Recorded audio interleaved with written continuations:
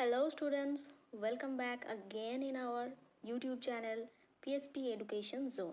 So आज chapter का part 3 होने वाला है that is matter in our surroundings. ठीक है, नेक्स्ट हम लोग देखेंगे आज का टॉपिक क्या क्या डिस्कस होने वाला है. वो है change, can matter change its shape.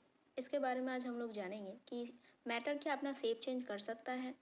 Effect of change of temperature, solid to liquid, melting point, latent heat, liquid to gas.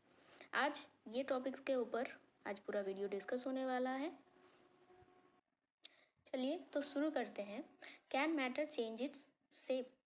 ये क्वेश्चन क्या बोल रहा है कि मैटर क्या अपना शेप चेंज कर सकता है. यस, ऑब्वियसली मैटर अपना शेप चेंज कर सकता है. We all know from our observation that water can exist in 3 states. ये पहले भी हमने सुना है कि मैटर एक्चुअली 3 स्टेट्स में पाए जाते हैं, सॉलिड, लिक्विड एंड गैस. चलिए एक एग्जांपल ले लेते हैं हम लोग. Solids as ice. यहाँ पे आप लोग देख सकते हो कि सॉलिड हमने क्या लिया है, एज अ आइस लिया है. लिक्विड एज फैमिलियर वाटर, हम लोग सब कोई वाटर यूज़ करते हैं, आइस भी यूज़ करते हैं. एंड गैस हमने क्या लिया है, एज अ वाटर वेपर. ये तीनों ही चीज़ें जो है, ये तीनों ही चीज़ें वाटर का ही वेरिएंट है. ये सब वाटर से ही बनता है. ये वाटर का 3 स्टेट्स है. अगर वाटर सॉलिड में है तो वो आइस बनेगा. अगर वाटर लिक्विड में है तो वो तो पता ही है, हम लोग सब पीते हैं पानी.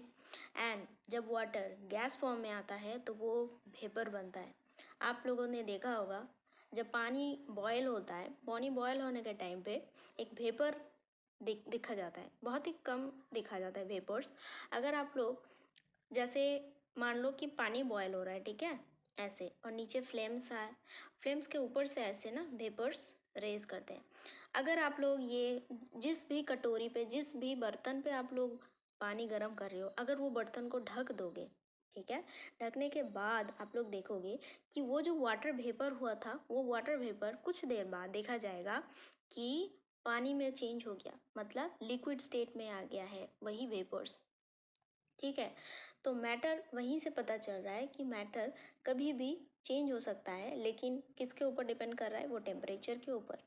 अगर टेम्परेचर है तो वाटर गैस बनेगा, और अगर गैस तैयार हो गया, उसे अगर हम लोग ढक देंगे, ठंडा हो जाने के बाद वही गैस लिक्विड में ट्रांसफॉर्म हो जाता है. तो यहाँ से 3 चीज़ हम लोग सीख चुके हैं. वो है क्या, सॉलिड्स आइस में देखेंगे हम लोग, liquid as familiar as water, gas as vapour. ठीक है, तो ये चीज़ यहाँ से हम लोग समझ चुके हैं कि मैटर अपना शेप चेंज कर सकता है.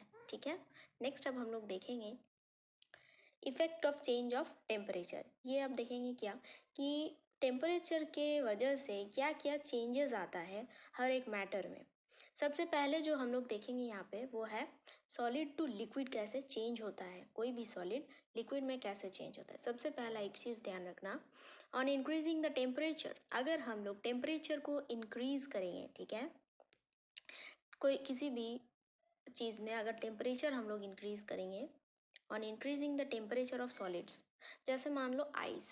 आइस जब फ्रिज में हम लोग रखते हैं तो फ्रिज में कोई टेम्परेचर नहीं होता, बहुत ही ठंडा होता है फ्रिज. ठीक है, जब वो आइस को हम लोग बाहर निकालते हैं तो क्या होता है, थोड़ा देर बाद देखा जाता है कि वो क्या हुआ, सॉलिड से लिक्विड बन गया, मतलब आइस से वाटर में ट्रांसफॉर्म हो गया. लेकिन यह होता कैसे है, हम लोग जानते हैं कि हमारे एटमॉस्फेयर में एक टेम्परेचर होता है. ठीक है, टेम्परेचर होने के कारण वो क्या होता है, अपना काइनेटिक एनर्जी चेंज करता है. ठीक है, हर एक पार्टिकल में एक एनर्जी पाया जाता है. ठीक है, तो आइस में कौन सा एनर्जी है, काइनेटिक एनर्जी. काइनेटिक एनर्जी क्या करेगा, थोड़ा इंक्रीज करेगा. जब आइस में काइनेटिक एनर्जी इंक्रीज हो जाता है टेम्परेचर इंक्रीज करने पर, तब सॉलिड से लिक्विड चेंज होता है. ठीक है, due to increase in kinetic energy. और अगर काइनेटिक एनर्जी इंक्रीज हो रहा है, काइनेटिक एनर्जी अगर इंक्रीज कर रहा है, the particles start vibrating. Particles क्या होगा, वाइब्रेट करना स्टार्ट होगा. आपने तो फोन वाइब्रेशन देखा ही होगा, कैसे फोन वाइब्रेट करता है. ये पार्टिकल्स भी वाइब्रेट करना स्टार्ट करेगा. ठीक है, ऐसे छोटे छोटे पार्टिकल्स वाइब्रेट करना स्टार्ट करेगा. वाइब्रेशन जब स्टार्ट हो जाएगा तब क्या होगा, the energy supplied by heat. जब भी वाइब्रेशन स्टार्ट होगा तभी बहुत ही मतलब क्या वाइब्रेट होने का कारण क्या है, पार्टिकल्स अपना बहुत ज़्यादा स्पीड में आ चुका है, ठीक है, पार्टिकल्स बहुत ज़्यादा स्पीड में आ चुका है। नेक्स्ट अब क्या देखेंगे, the energy supplied by heat. तो हीट के वजह से जो एनर्जी मिला है वो पार्टिकल्स को overcomes the force of attraction, मतलब द फोर्स ऑफ अट्रैक्शन उनमें कम हो जाएगा, ठीक है, फोर्स ऑफ अट्रैक्शन कम हो जाएगा, दोनों एक दूसरे से भागने लगेंगे, पार्टिकल्स एक साथ अटैच होके नहीं रहेंगे तब, ठीक है। The particles leave their fixed position, अपना फिक्स्ड पोजीशन से हट जाएगा, and start moving more freely, और इधर उधर कहीं पे भी जा सकता है ये particles. At a stage is reached when the solid melts, जब ये होता है ना कि पार्टिकल्स पहले अटैच था ऐसे जब सॉलिड फॉर्म में था, लेकिन उस पर जब हीट मिला, हीट मिलने के कारण थोड़ा देर बाद देखा जा रहा है कि पार्टिकल्स एक दूसरे से सेपरेट हो गए हैं। इसका मतलब क्या, अब सॉलिड स्टेट में नहीं, अब लिक्विड स्टेट में आ चुका है, ठीक है। तो टेम्परेचर की वजह से हम लोग जो चीज़ देख सकते हैं वो क्या कि जब भी हम लोग टेम्परेचर बढ़ाएंगे काइनेटिक एनर्जी पार्टिकल्स का बढ़ेगा, ठीक है। काइनेटिक एनर्जी जब बढ़ेगा पार्टिकल्स बहुत ज़्यादा स्पीड में वाइब्रेट होगा। नेक्स्ट क्या, the energy supplied by heat, जो एनर्जी हम लोग हीट से मिल रहा है पार्टिकल्स को, उसमें से देखा जाएगा कि दोनों में फोर्स ऑफ अट्रैक्शन कम हो गया। एट फोर्स ऑफ अट्रैक्शन कम हो जाने से ही पार्टिकल्स एक दूसरे से ऐसे सेपरेट हो जाएंगे। अ stage is reached when the solid melts, और तभी जब ये पार्टिकल सेपरेट हो गया यहाँ से ऐसे, तभी वो सॉलिड मेल्ट होना स्टार्ट होगा, ठीक है, and is converted to liquid, तब जाके किस में चेंज हो जाएगा, तब जाके वो लिक्विड में चेंज हो जाएगा। तो ये चीज़ आपको समझ आया होगा, आई होप सो, ठीक है। तो effect of change of temperature in the solid to liquid form ऐसे होता है, ठीक है। अब हम लोग नेक्स्ट पार्ट पे चलते हैं। अभी जो है वो हम लोग देखेंगे melting point. Melting point actually होता क्या है, द मिनिमम टेम्परेचर, एक मिनिमम टेम्परेचर होता है, ठीक है, मिनिमम मेल्टिंग पॉइंट में एक्चुअली होता क्या है, the minimum temperature at which, minimum temperature ध्यान रखना ये word minimum temperature at which solid melt, ठीक है। एक सॉलिड में मिनिमम टेम्परेचर वो चाहिए जब वो सॉलिड मेल्ट होगा, ठीक है। Solid melts to become a liquid, जब सॉलिड से लिक्विड शिफ्ट होता है तब जाके वो क्या बनेगा, तब हाँ मेल्टिंग पॉइंट टेम्परेचर कम होना चाहिए, एंड एटमॉस्फेरिक प्रेशर भी ध्यान रखना है। सॉलिड से जब लिक्विड बनेगा, ठीक है, उसमें क्या क्या इंपॉर्टेंट चीज़ें चाहिए, minimum temperature and atmospheric pressure, ये दोनों चीज़ें ध्यान रखना है हम लोगों को कि क्या क्या ज़रूरी है मेल्टिंग पॉइंट चेक करने के लिए। वो है मिनिमम टेम्परेचर, एटमॉस्फेरिक प्रेशर। कब होगा, सॉलिड से जब ये लिक्विड चेंज होगा, ठीक है, सॉलिड से जब ये लिक्विड चेंज होगा तब हम लोग मेल्टिंग पॉइंट काउंट करते हैं। नेक्स्ट देखेंगे हम लोग द प्रोसेस ऑफ मेल्टिंग, जिस प्रोसेस से मेल्टिंग एक्चुअली होता है, मेल्ट होने का मतलब एक ही चीज़ तो पता है चल, मेल्ट मतलब जब सॉलिड अपना स्टेट चेंज करके लिक्विड में आएगा, इसी का मतलब होता है मेल्टिंग, मेल्ट हो जाना, ठीक है। द प्रोसेस ऑफ मेल्टिंग, तो जब जिस प्रोसेस से वो मेल्टिंग हो रहा है, during the process that is change of solid state से जब लिक्विड स्टेट में चेंज हो रहा है, वो पूरा होल प्रोसेस को एक्चुअली बोला जाता है फ्यूजन, ठीक है। क्या बोला जाता है, फ्यूजन। किस चीज़ को फ्यूजन बोला जाता है, the whole process of melting. ये पॉइंट आपको अच्छे से याद रखना है कि सॉलिड से लिक्विड में जब कोई भी चीज़ चेंज हो रहा है, ठीक है, तब वो टोटल जो प्रोसेस हो रहा है ना मेल्टिंग का, वो टोटल प्रोसेस को ही हम लोग यहाँ पे फ्यूजन के नाम से जानते हैं, ठीक है। नेक्स्ट हम लोग देखेंगे लैटेंट हीट। ये लैटेंट हीट क्या है, एनर्जी एब्जॉर्ब्ड और रिलीज्ड। हमेशा ध्यान रखना, कभी भी कोई भी चीज़ मेल्ट हो रहा हो या फिर बॉयल हो रहा हो, कुछ भी हो रहा है, उस पर एनर्जी रिलीज हो सकता है, एनर्जी एब्जॉर्ब्ड भी हो सकता है। एनर्जी एब्जॉर्ब्ड का मतलब क्या है, हम लोग जानते हैं हीट एक एनर्जी है, ठीक है, हमेशा याद रखना हीट क्या है, एक एनर्जी है। जब हम लोग आइस को फ्रिज में रखते हैं, टेम्परेचर से वो बहुत दूर होता है, मतलब फ्रिज में ज़्यादा टेम्परेचर नहीं, टेम्परेचर लो रहता है, बट वो आइस को अगर हम लोग बाहर निकालेंगे, क्या देखा जाएगा, एटमॉस्फेरिक जो टेम्परेचर है, ठीक है, एटमॉस्फेरिक टेम्परेचर में गर्मी होता है, टेम्परेचर होता है, वो हीट टेम्परेचर का जो एटमॉस्फेरिक टेम्परेचर में जो हीट होता है वो हीट को आइस एब्जॉर्ब करेगा, मतलब अपने में वो हीट टोटली एब्जॉर्ब करेगा, ठीक है। जैसे कि तो क्या बोले कि जब आइस बाहर निकालेंगे हम लोग एटमॉस्फेरिक रूम टेम्परेचर पे लाएंगे, रूम टेम्परेचर में गर्मी तो होता ही है, फ्रिज जैसा तो ठंडा नहीं होता हम लोगों का एटमॉस्फेयर, तो क्या होगा, बर्फ़ तुरंत पिघलने लगेगा।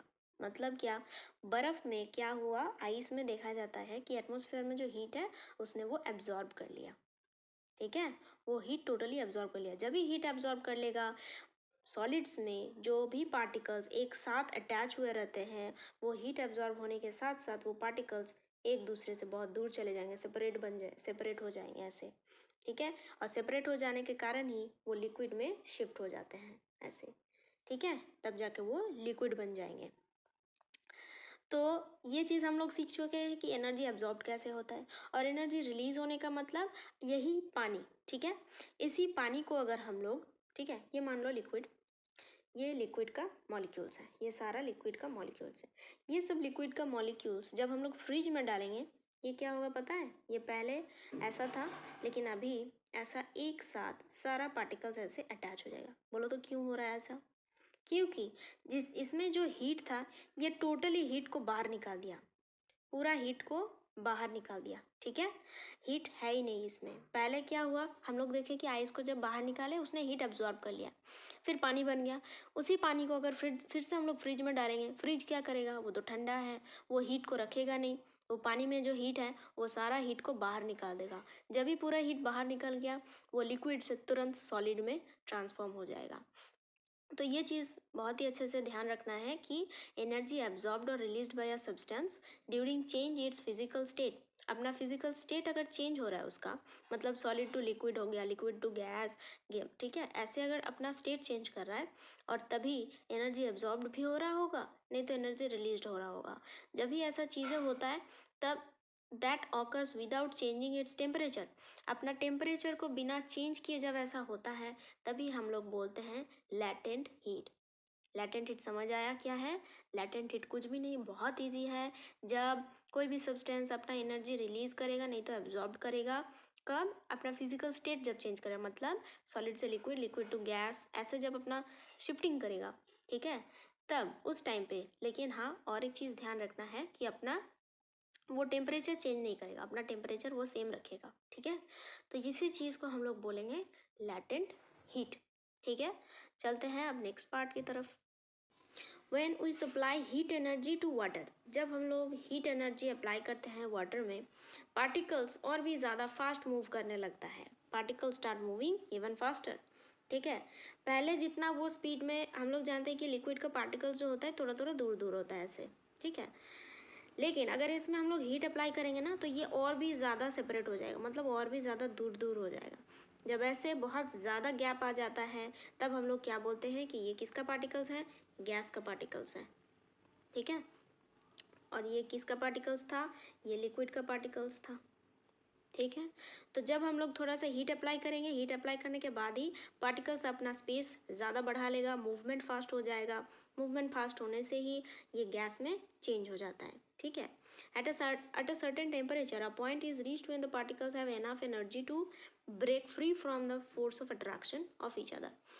ये चीज़ ध्यान रखना है कि हर एक पार्टिकल में एक फोर्स ऑफ अट्रैक्शन होता है, ऐसा नहीं कि सॉलिड्स में होता है तो लिक्विड में नहीं है, लिक्विड में है तो गैसेस में नहीं है, नहीं, सॉलिड, लिक्विड, गैस तीनों में ही फोर्स ऑफ अट्रैक्शन काम करता है, ठीक है। सॉलिड में थोड़ा ज़्यादा, लिक्विड में थोड़ा कम, गैसेस में और भी कम, ठीक है। तो लिक्विड पार्टिकल्स में भी फोर्स ऑफ अट्रैक्शन काम करता है, लेकिन कंपैरेटिव टू गैस थोड़ा ज़्यादा फोर्स ऑफ अट्रैक्शन रहता है, ठीक है। और अगर हीट अप्लाई करेंगे तो ये फोर्स ऑफ अट्रैक्शन क्या होगा, कम हो के गैसेस में शिफ्ट हो जाएगा, मतलब गैसेस में फोर्स ऑफ अट्रैक्शन बहुत ही कम हो जाता है, ठीक है। लेकिन लिक्विड पार्टिकल्स में फोर्स ऑफ अट्रैक्शन एक दूसरे में थोड़ा सा ज़्यादा होता है comparative to the gases. At this temperature the liquid start changing into gas, और इसी टेम्परेचर पे लिक्विड क्या होता है, liquid starts changing into gas, और यही स्टेज पे लिक्विड गैस में चेंज होता है। ठीक है, तो आई होप आप लोगों को अच्छे से समझ आया होगा ये वीडियो। मिलते हैं अब अगले वीडियो में। Thanks for watching.